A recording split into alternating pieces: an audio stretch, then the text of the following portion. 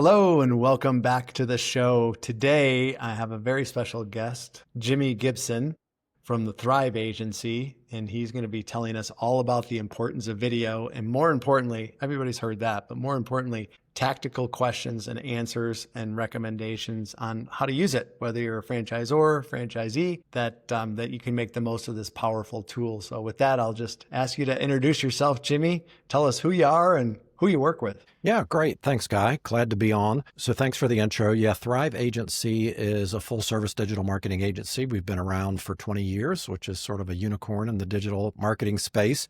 We don't specialize in any particular industry or vertical. We have a number of franchise clients. We've also worked with franchisors and franchisees, and then also some brokers to introduce people to the world of franchising. So I would say we've seen it from all different angles and would love to have a conversation about how video can help with all of those audiences. Awesome. Awesome.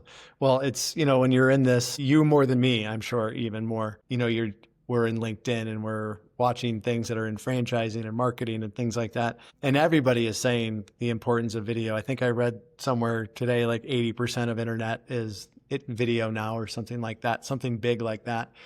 And what I found with people, franchisees at the local level and things like that is like, yeah, I'm kind of busy running the business. I don't have a budget for a videographer. I don't have a studio. I've seen my kids mess around with video editing, but I'm not messing with it. I think it's overcomplicated, and it's probably simpler than people think. And sometimes it's also just getting out of your own way and just put something out there. It's not going to hurt. So what's changed in consumer behavior that makes video so essential? Yeah. And so my background, I started in the world of marketing and advertising as a graphic designer and then worked my way up to creative director and then ran an agency. And I was part of many video shoots that were very professional. There was a crew, there were all sorts of craft services where you took a break and had meals and makeup and hair and, the whole thing. And it was like a big production. And yeah, those productions came with big budgets. What's happened over the last 10 years and 5 years, more importantly, is video is what people want to consume. And you're right, the figure that I've read is 82% this year of all content on the internet is video related. And so we can see that on the platforms that we go to. You have Reels on Instagram. TikTok sort of drove the way for those short 30 to 60 second videos. LinkedIn has been pushing video. It's not the same as it was about 8 to 10 months ago, but I think it'll rebound. And so they're actually dialing back impressions. I think they're sort of in their R&D phase and they're going to figure out how they're going to relaunch because it's just the way people want. People don't want to read on a website. They want to be entertained.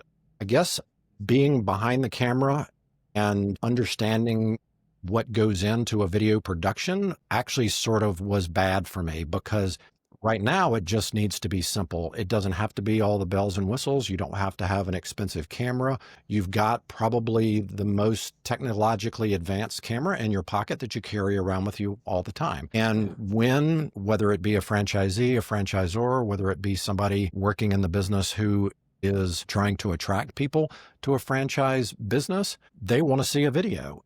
And in your daily work, you can pull out that camera and shoot a video. And there's just a couple of principles that we can go over. So I'll just give you a couple of action steps and then we can kind of break it down. I would say the first thing you want to do, and we'll talk about the owner stepping in front of the camera as well as we get into this, but I would say audit your video presence.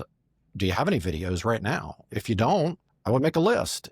And people go, well, what kind of list? Well, I would say, why did you decide to purchase this particular franchise? Why are you involved in this business? Why did you pick the market that you're in?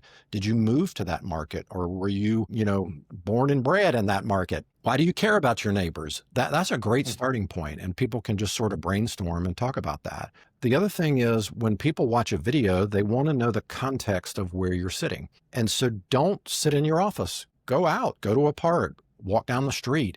People will recognize that you're actually in the community that you're talking about. We'll talk about some technical things related to how you position yourself and what makes a good shot and a bad shot. But I would say the first clip you should make is meet the owner. people want to know who the owner is. Right now, more importantly than ever, owners have to have a personal brand. People want to know who they are. They want to know, can they trust them? Do they like them? And we can talk about the nuance between the corporate brand rules that we need to follow. But I would say in the simplest form, the way these large language models or AI results are coming when people search for your business, they're actually it's different. SEO has changed dramatically. Actually, in the last few months, Google rolled out AI mode in early May. It's taking over most of the searches now, and the ranking of keywords is going to change a little bit, and it's actually more about brand mentions. And so if you can be present in your local market, and I would say video does show up in searches. Instagram is now showing up in organic searches, which is amazing. TikTok is moving in that direction. YouTube has shown up in organic searches for quite some time. And so once you shoot that video, meet the owner, where do you put it? Well, I would say put them on all the platforms. Start a YouTube channel. It's not that hard. You can look up on YouTube how to start a YouTube channel. You pretty much just have to have a Google account. YouTube is owned by Google, and there are some things that you need to do to make sure that YouTube understands what that video is about, pick a nice title, those types of things. And then I would just plan to shoot a video once a month. At the end of the year, you've got 12 videos. That's more than you had now. If you're a little more aggressive, maybe you shoot one a week. And I'll say one more thing, and then we can break that apart. But I think the biggest thing is people think they're going to look stupid. They think nobody cares. They think, I don't know what to say. You do know what to say. You're passionate about the business you had. Just talk and record 10 videos and then throw those videos in the trash. There's no pressure. You're just going to make the videos. You're going to talk. I remember when I first started doing video, I made a commitment to post a video every day, Monday through Friday on LinkedIn. And I got my wife to look at them. I mean, she's brutal with her, bombs. And she's like, what are you doing with your eyebrows? That's kind of freaky. And I'm like, I don't know. What am I doing with my eyebrows? And so I had to go back and just look at it from that perspective and go, oh yeah, I don't know what I was doing. And so now I just think about those things. So watch yourself. You're going to hate it. It's okay. Be okay with hating it. Get some friends and family to look at it. Does that look like me? Does that sound like me? And yeah, I would say that's the starting point, but I would say it's a non-negotiable now in business that it's not too late. It's the prime time to jump in and just go for it. Never too late to do good things.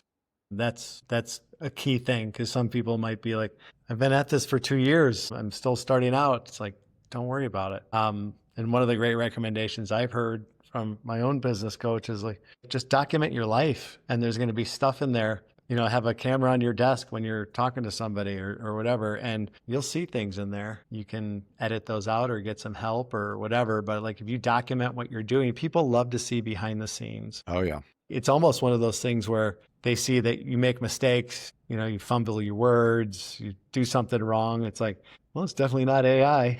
Like, yeah, it's a real person.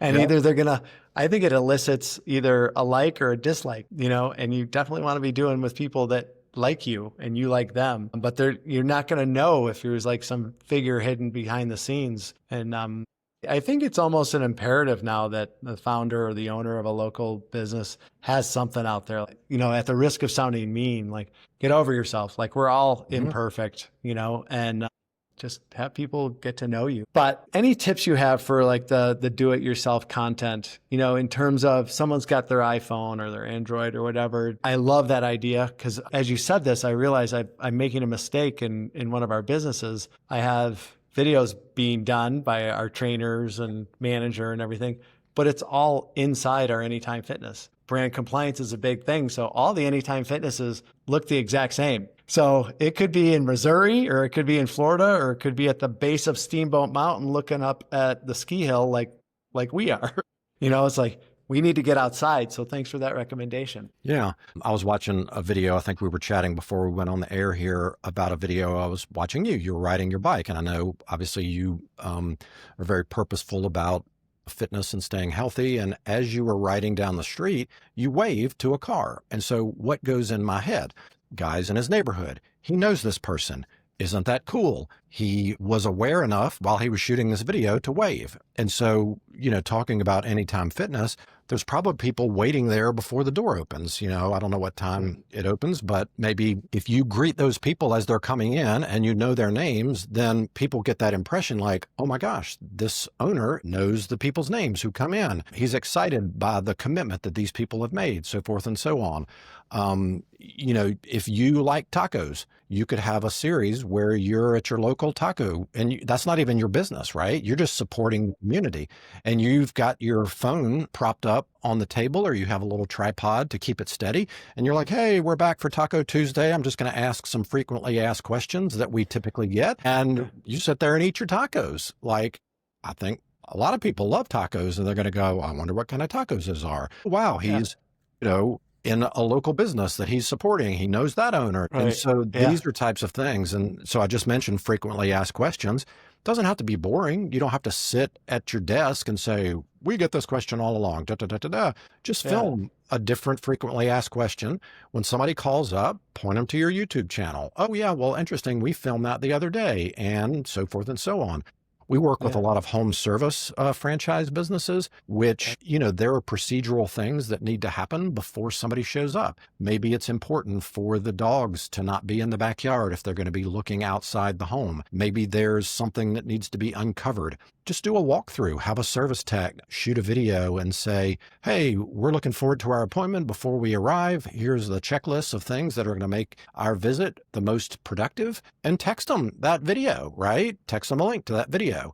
And then I think, the other thing is people want to see, do you care about your people, the community, your vendors? Do you have a staff birthday? Is there a training day? Is there a community event that you support? Take your phone out. Say, hey, we're at the local, XYZK, and we've all got our shirts on and we're going to run. And this is a support, something that we're proud of because our office manager, Susie, has a relative with, whatever this condition is, that type of thing.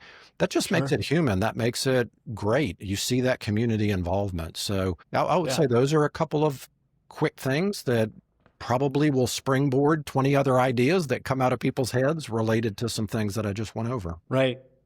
Out of those ideas, for someone that's not big into this yet, they're not creating any content, video content or anything like that for themselves, because there's also the personal branding aspect for owners. It's absolutely necessary now, I think, whether you own a grill cleaning service in your area or, a woodhouse day spa. It's like, they want to know who owns this, what's going on, what do they like? And every business is interesting. I have a friend that owns a grill cleaning service, and they have really cool videos just showing this is what can happen to a grill over the winter. And they show a raccoon nest or something in the bottom of one, or, rodents, or, just random things. And but where would you recommend that they start? I have an idea of what I think would work. And then and a more pointed question is, if you pick a platform that you could have a personal account or a business account, what would you recommend as an owner of a single unit owner of a local franchise? Well, to answer the last question first, people follow people. I think it's important to have a corporate account because people are going to check up on that. But typically, you're going to see more followers and more engagement on a personal account. And so you have to think in your head, whether it be Facebook or Instagram or LinkedIn. I would say LinkedIn, especially, you want to have your own personal profile as well as the corporate profile. But there are certain things that you can do on your corporate profile that you can't do on your personal profile if you want to run ads, that type of thing. We're talking about organic coverage right now. Sure. But yeah, some people, let's just use Facebook for an example, depending on your market, don't want to bleed over their business into their personal.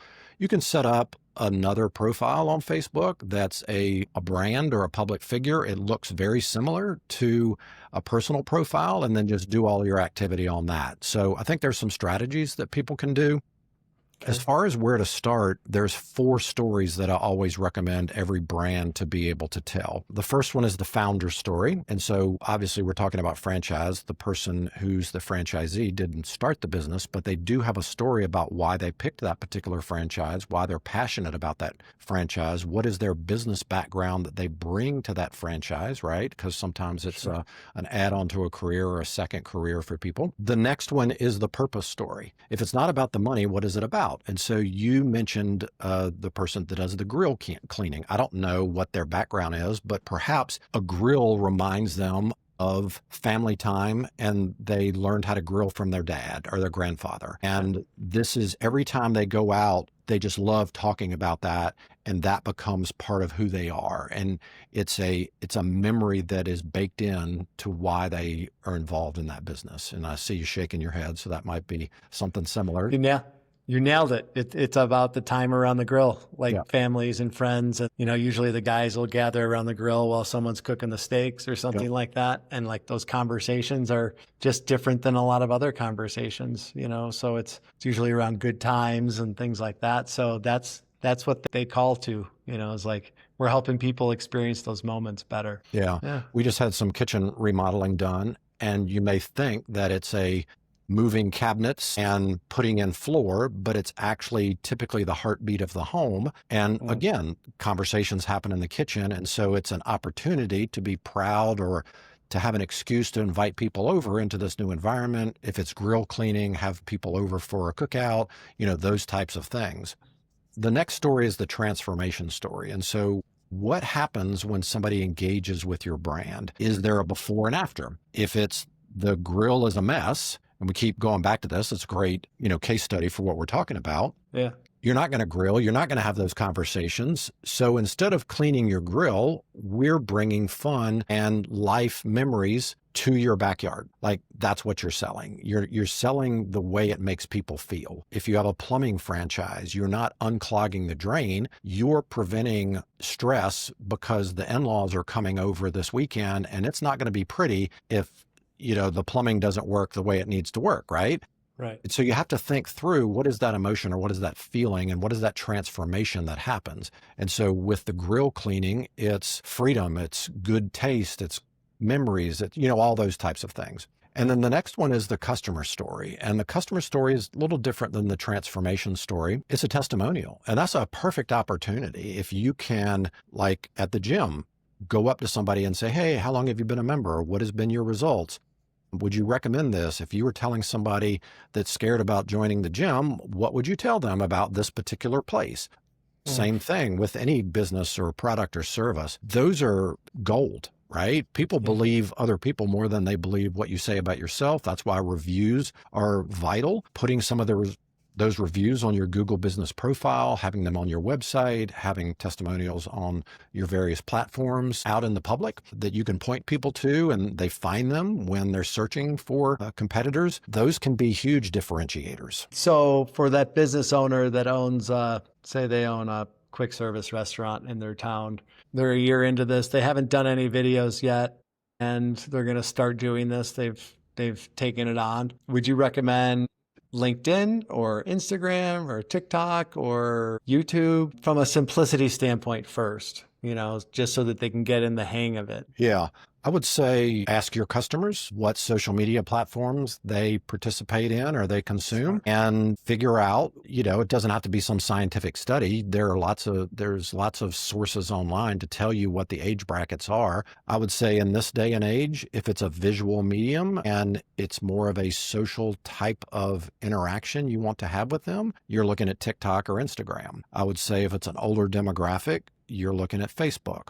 I would say if you're trying to do a business deal, it's LinkedIn. But, what is very popular these days are those 30 to 60 second reels on Instagram or TikTok. And TikTok is not all about crazy dancing. It has changed and morphed quite a bit. But I would say the first place is talk to your regular customers, talk to your client base and go, hey, and those are easy platforms because, believe it or not, you can actually edit and post while you're on that platform. So you can film yourself, it goes right up and you can make some edits. You can add text to the images. Yeah, just ask a teenager how to help you and they'll be able, or a middle schooler, how to help you navigate the platform. And they'll show you some tips and tricks and you'll just be amazed because that's the life they live. Yeah. Yeah.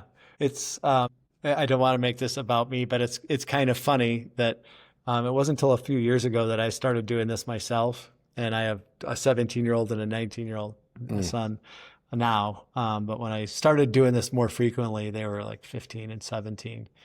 and they, I would post on Instagram, and it was mostly like personal stuff. Yeah. And they just saw my evolution. Like they knew when I discovered CapCut and I was like terrible, terrible. And like all their friends would follow me, and like it just to bug them. And I just took it with a grain of salt. Like, it's kind of fun. And like literally now I can go on a walk, have a thought, put my camera on, turn it around at 0.5 so I'm not missing myself on the camera. And I send it to CapCut. I could do it in Instagram, and I've just played around with it. And I am not a tech guy at all. So if I can do it, anybody can do it. And I'll post it by the time I get back from my walk in the woods or whatever.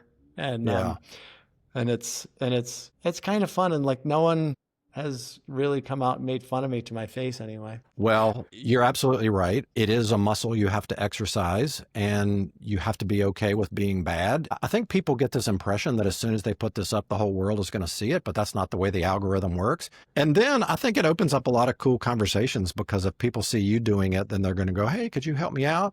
And, think about the referrals within your community of other business owners who are struggling with the same thing. And y'all could all get together and film each other and help each other out and have a referral network. It's pretty cool. I'll just give you a couple of basic technical things, as you mentioned, CapCut, because there are tools that allow you to expedite the editing. People say, having the captions appear on the screen is a must, because a lot of people, especially in a business environment, don't want to turn the sound on. So you have to have the words show up on the screen. So CapCut is a good example of that. Opus Clip is another one that works as well. These are very low cost tools. One thing, if you're out, just make sure that there's no sunlight behind you, that the sun is either off to a side or in front of you, so it illuminates your face. If you look like you're in a shadow, nobody's going to recognize who you are. If it's a cloudy day, that's actually great, because it is very diffused and very nice lighting. Don't shoot a video outside at noon. The sun is at its highest point, and it's really going to flatten out your features. Early in the morning or later in the evening is what they call that golden light, beauty light.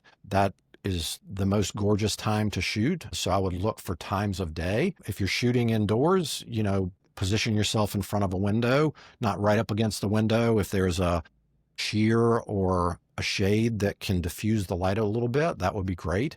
People have, seen these fashion videos with ring lights. They're great, but don't have a ring light right in front of you, because it's going to make weird circles in your eyes.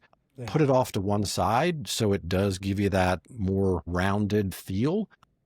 So yeah, I would say the best advice I can give is try something and then reposition yourself. And is it better or worse? Like, that's it. And if it's better, keep it. If it's worse, try something else. A camera a little bit above eye level gives you a nice feel, thins you out if you're worried about that. So I would say at eye level or a little bit above, not underneath. Underneath is kind of a weird superhero look. So yeah, I would say there's plenty of resources, but maybe some of those tips will stick and people can rewind the show and go, oh, okay, let me just sort of play around with this. Yeah. And it'll be broken down in the notes too, thanks to AI, for sure. And one tip that I heard and that I've used to improve as a communicator in general, I think that's a byproduct of shooting videos and kind of looking, is like I just said like. One of my issues is saying like all the time, but it will help you become a better communicator as well in person, off camera. And the recommendation was record yourself, do a video, talk about something that you care about, and then watch it without the sound on. And then just listen to it without looking at the video, and you'll pick up things that you're doing too much or too little, or no inflection, or you sound monotone, or my two things are I say like a lot and I say a lot. So I've been working on that. I've been working on that for a long time, and I still have a challenge with it. But like I just said it again. No one's canceled me. No one's made fun of me. I'm still here living and breathing and trying to get better. And it's amazing the amount of people that will come up to someone that's not known at all. But I was at a recent franchise conference and there's people there from all over. And so many of them commented on the videos that I have on LinkedIn. And it's totally amateur. It's not planned out. It's on my iPhone. And it's really, really effective for getting the word out there and having people, like I said, either like you or dislike you. Yeah. So I probably didn't talk to some people because maybe they disliked me. But I doubt that. overall, you get better for it. And thanks so much for sharing your expertise. I know you have a lot of expertise in that. I imagine when you're looking at things, you're picking up technical things that are like, that's just terrible. But it doesn't matter these days. It's what Mm-mm. people want to see. Like less perfect is fine right now. And just start doing it, right? Absolutely. Yeah. One Yeah. last point that you sort of alluded to. I think people get twisted up in their head that they have to remember all this stuff. Just pick one idea, one topic, and be able to talk for 1 minute. Like, don't try to say everything and be okay with pausing and thinking. Actors think when they're delivering a line because you kind of know what's going on in their head and there's some drama and emotion. Not that you are looking to win an Oscar or anything. Yeah. Natural, like a real person almost, right? Hmm. That's what we want to be. And that's who we want to do business with, right? So thank you so much for sharing your expertise and your afternoon. And I really appreciate you coming on the show, Jimmy. And I'm sure everybody else does. Good tips in here. They'll be summarized in the notes. And once again, thanks so much. We appreciate you sharing and helping people get better. Yeah. Thank you for having me. It was fun.